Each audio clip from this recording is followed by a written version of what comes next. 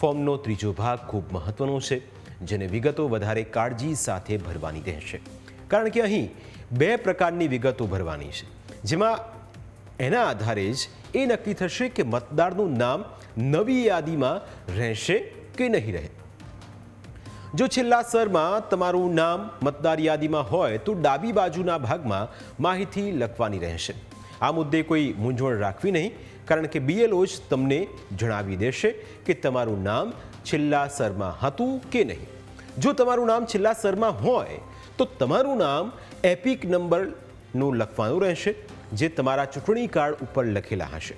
ત્યાર પછી જે તે સમયે તમારા જે સંબંધીઓના નામ મતદાર યાદીમાં હતા તેની વિગતો લખવાની રહેશે, જેમ કે માતા, પિતા અને પતિની વિગતો લખવાની રહેશે, જેમાં તેમના નામ, તેમની સાથે જે સંબંધ હોય તે, જિલ્લો અને રાજ્યનું નામ લખવાનું રહેશે।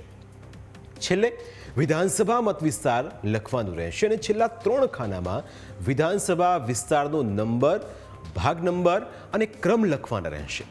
આ વિગતો જૂની મતદાર યાદીમાં હશે, જેની વિગતો તમને BLO પાસેથી પણ મળી જશે। ડાબી બાજુના ખાનાની વિગતો ભરાઈ ગયા બાદ જમણી બાજુના ખાનાઓમાં એવા લોકોએ જ વિગતો ભરવાની રહેશે જેમના નામ ગયા વખતના સ્તરમાં ન હતા।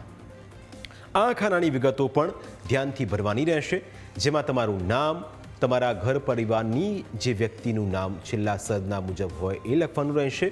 આ ઉપરાંત તેમની સાથેનો તમારો સંબંધ, જિલ્લો, રાજ્ય અને તેમનું નામ જે વિધાનસભા વિસ્તારમાં હોય તેનું નામ લખવું પડશે।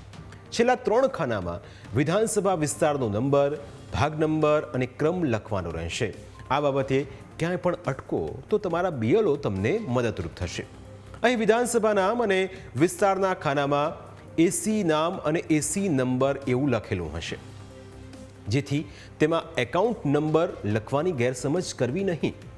આટલી વિગતો ભરાઈ ગયા પછી નીચે મતદારની સહી અથવા ડાબા હાથના અંગૂઠાનું નિશાન લગાવવાનું છે।